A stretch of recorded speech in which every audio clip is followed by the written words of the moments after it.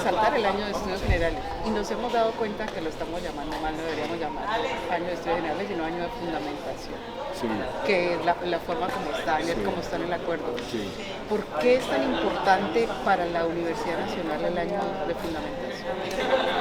Para mí, porque los estudiantes de la Universidad Nacional, quienes se forman en la Universidad Nacional, no se forman solo para construir un futuro personal individual, sino que se forman en un espacio en el cual hay un esfuerzo social para mantener abierto ese espacio y adquieren, por decirlo así, una responsabilidad con la sociedad. La sociedad no les está pidiendo que devuelvan lo que les está dando, pero confía en que al darles eso adquieren unas herramientas que de alguna manera le van a permitir cambiar, enriquecer, mejorar la sociedad. Es un espacio, la Universidad Nacional, en el cual se encuentran personas de muy distintas culturas, de muy distintas perspectivas, y esa es una riqueza absolutamente extraordinaria. El año de estudios generales o el año de fundamentación podría ser un espacio de reconocer y recuperar esa riqueza para poder aprovecharla a lo largo de todo el proceso. No solamente nos encontramos con el conocimiento, que nos va a dar una perspectiva y una capacidad de ejercer una profesión, sino que nos estamos encontrando con personas que nos cambian la vida.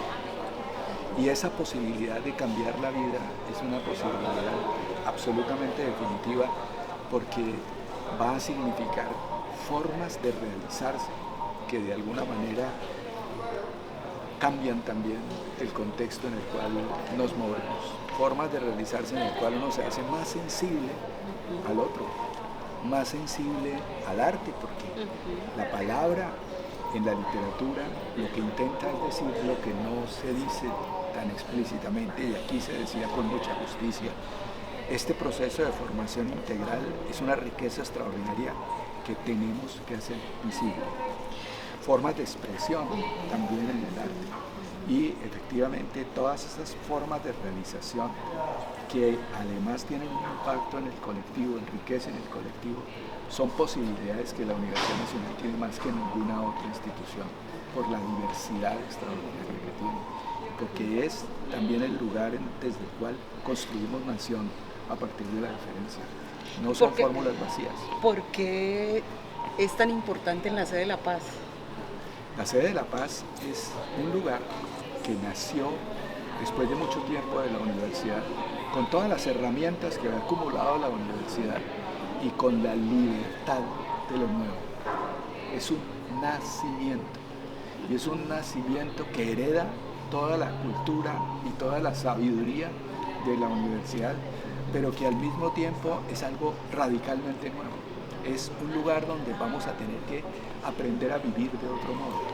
Es un lugar en donde podemos soñar construir la universidad que debemos ser, cuando a lo largo de 150 años, bueno, estoy refiriéndome al momento del nacimiento, incluso mucho más de 150 años, uno ha ido construyendo un proyecto y tiene la posibilidad en un espacio nuevo de ver cómo ese acumulado de tantos años de alguna manera puede permitirle a uno construir una sociedad posible. Uno aprovecha esa circunstancia, y yo creo que ahorita puede no verse, pero si la gente comienza a trabajar, si en los lugares a donde va llegando la gente se establecen lazos de amistad, de comprensión, de comunicación, de trabajo responsable y además comprometido, de satisfacción con lo que se logra cambiando el mundo, la universidad está cumpliendo su tarea y estamos transformando mucho más allá de lo que creemos. No se trata solo de llegar a un lugar y encontrar soluciones. En la medida en que tú tienes un intercambio desde una perspectiva del conocimiento y desde una vida propia con otras formas de vida, lo que haces es abrir las posibilidades. Se está hablando aquí de las transformaciones que la gente tiene. ¿Cómo es eso? Que el que ya se acostumbró a la división total del trabajo en la familia decide que Que un día que va a vale ser. la pena lavar la loza. Es que no es solamente que tengo que hacerlo, es porque vale la pena hacerlo, es porque tengo que hacerlo por mis propios principios, desde mí mismo, porque ya no veo el mundo como lo veía antes. Esas transformaciones son transformaciones extraordinariamente ricas que tenemos que ser conscientes. Y esa es toda la tarea, tratar de hacer conscientes esas transformaciones. Yo creo que la sede de la paz tiene que defender su especificidad, porque esa especificidad no es solo la sede de la paz, sino la historia de la universidad y la responsabilidad que la universidad tiene con la sociedad, la identidad que tiene la universidad. En ese sentido, pues, por eso que exista este lugar no es solo un experimento, es un nacimiento, un espacio en el cual, por decirlo así, una especie nueva está apareciendo que va a difundir su perspectiva. Y esa perspectiva es la perspectiva de la solidaridad. Recuperar la palabra es recuperar la posibilidad de incidir en una tarea colectiva y de contribuir a esa tarea. Y en la medida en que se crean estos espacios, la gente recupera la palabra. En la medida en que descubre que por más que no pueda hablar con términos sofisticados como los que se mueven en el aula tradicional, es posible que participe realmente en una construcción colectiva de conocimiento. Estamos haciendo la universidad que queremos. Es decir, aquí hay mucho sueño. Lo más interesante es esos cortocircuitos que se dan entre el sueño de los viejos, que no pudimos olvidar nuestra juventud, y la juventud que nos encontramos ahora. Porque abrimos espacios a esa juventud que de alguna manera va a contar con esos elementos para pensar la incertidumbre del mundo en que vivimos. Es un mundo caracterizado por esa incertidumbre, pero al tener la palabra, al ser capaz de pensar que lo que yo tengo que decir tiene sentido para otro, porque para mí tiene sentido lo que él tenga que decir, yo realmente estoy cambiando algo que se transmite.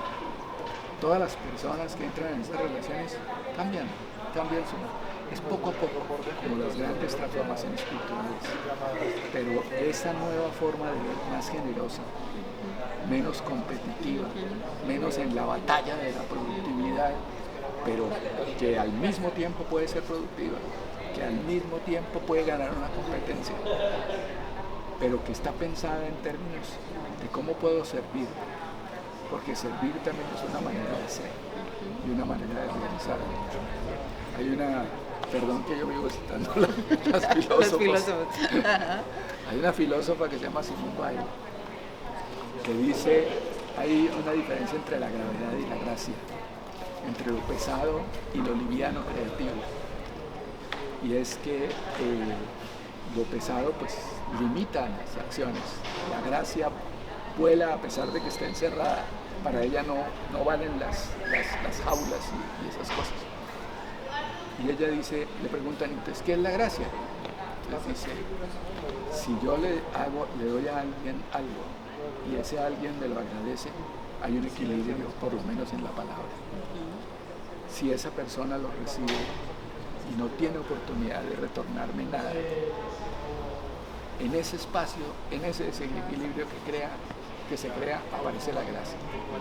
O sea, esa posibilidad de ser definitivamente generoso es algo que necesitamos para sobrevivir y para vivir en esta sociedad tan difícil. Es que la falta de esas cosas que forma la formación integral nos tiene en guerra en el mundo.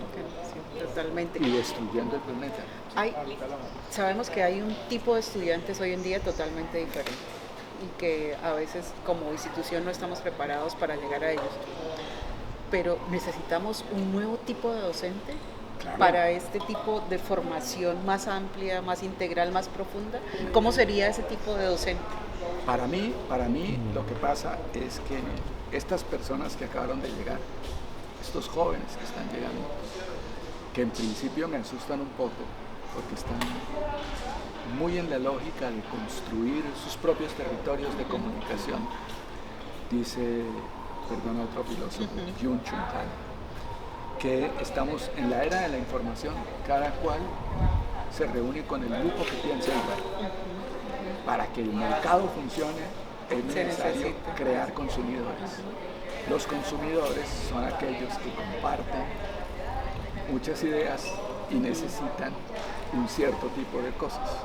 Entonces necesitamos crear esos espacios de gente que solo comparta ideas. No nos importa si lo que están pensando es que hay que acabar con el resto de la humanidad o que los seres interplanetarios están resolviéndonos todos los problemas. Lo que nos importa es que puedan trabajar juntos, estar juntos, crear sus propias identidades para poder producir eso que esa comunidad necesita. Y entonces no hay la posibilidad de enfrentarse a la diferencia. Y entonces nos encontramos con un mundo que ha cambiado mucho. Antes nos escuchaban con mucha atención. En este momento no nos escuchan fácilmente. Están en su mundo, están en sus formas de comunicación. Sus amigos son virtuales, por ejemplo. Entonces, estas nuevas personas que están ahí frente a nosotros podemos pensar que son demasiado diferentes para poder acceder a ellos. Pero el punto de partida, creo yo, pedagógico, es creer que son personas. Es creer que pueden aprender. Es creer que pueden ponerse en el lugar nuestro. Y entonces tratar de hacernos visibles para que de alguna manera nos vean también a nosotros como esos seres extraños que tienen otra manera de concebir el mundo y dialogar esas concepciones del mundo.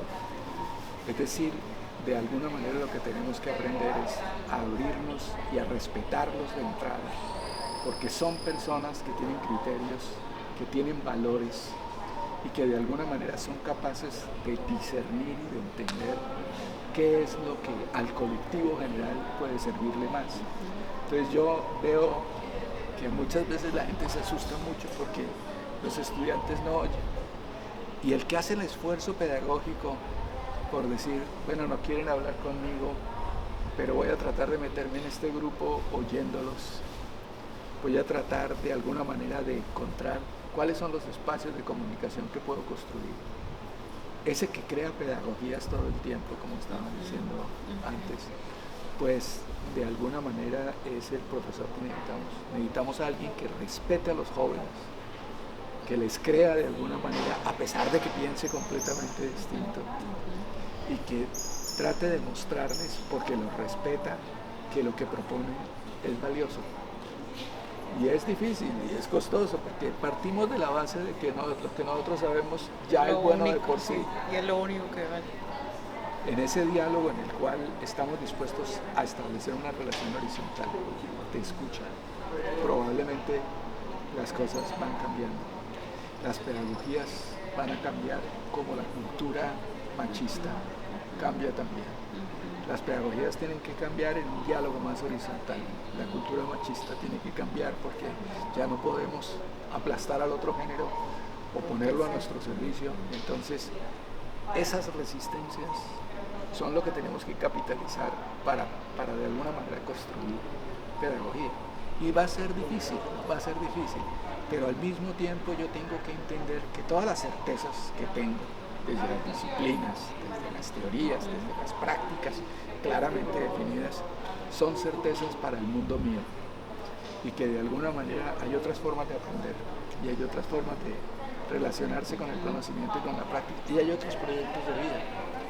Si la gente entra a la universidad y en la universidad no se reconoce, pues hay un problema de la gente, pero hay un problema también de la universidad. Crear un espacio donde la gente pueda hablar es una maravilla. Y aquí, en donde estamos y hasta donde estamos, yo siento que no hay un líder, sino muchos. Yo creo que los estudiantes que han entendido el propósito son líderes que transforman sus entornos. Entonces aquí yo creo que lo que hay es que tener mucha fuerza y mucha retroalimentación, mucha cooperación y mucha reflexión. Yo creo en esos espacios de reflexión, por eso es el primer proyecto de la vicerrectoría, que se creen espacios de reflexión entre profesores y entre profesores y estudiantes, en donde la gente tenga la oportunidad de decir qué quiere. Y que no. Exacto, Y que no, porque lo que pasa en el aula es que la gente no tiene la oportunidad de decir qué quiere.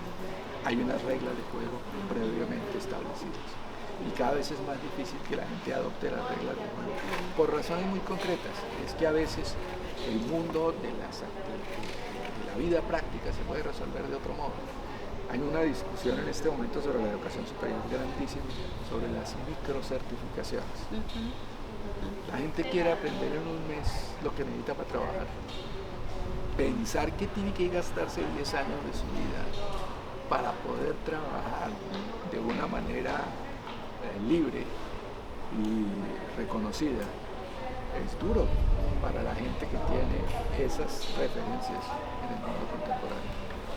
Entonces, eso es fundamentalmente lo que... Muchas gracias. Estamos muy, muy, anonadados con tanta cosa, porque creo que se hacen cosas muy específicas.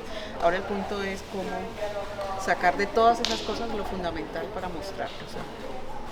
Y ahí no sé cómo vamos a hacer, pero algo, lo que va a salir de ahí es un horizonte, lo que va a salir de ahí es una perspectiva, lo que va a salir de ahí es un camino. Y eso que va a salir de ahí no va a decir yo soy el camino, pero va a decir que fue útil en un momento. Escúcheme, que de pronto en este camino que yo leí hay algo que le interesa y le puede ayudar a resolver sus cosas. Entonces es una sabiduría pedagógica lo que pasa aquí. Es una sabiduría del trabajo colectivo. Ahorita cuando pusieron una sola palabra, la gente dijo las palabras más extraordinarias a propósito de la formación integral. ¿Y eso qué quiere decir? Dice, perdón que cite otra vez a una señora, dice Martha Nussbaum, el cultivo de la humanidad. Porque lo que estamos dejando atrás es el carácter de la humanidad. No somos una pieza de un aparato productivo. Somos seres complejísimos, integrales, y entonces en la medida en que se rescaten esos seres, hay un rescate de la humanidad. Tenemos que pensarla distinta. Antes los estudios generales eran latín y griego y sabíamos que era lo que teníamos que enseñar. Ahora decimos, la gente tiene que tener un lugar donde piense la relación entre la universidad y la sociedad, o en que piense qué está bien y qué está mal, y por qué cree lo que creen. Si uno puede crear esos espacios, uno está dándole a la gente autonomía, le está dando a la gente criterio para elegir. Y eso es palabras, porque las palabras aclaran el mundo y le ayudan a uno o lo crean a nombrar también. las cosas. Exactamente. Lo crean. Gracias, profe. No, gracias a ti. Maravilloso.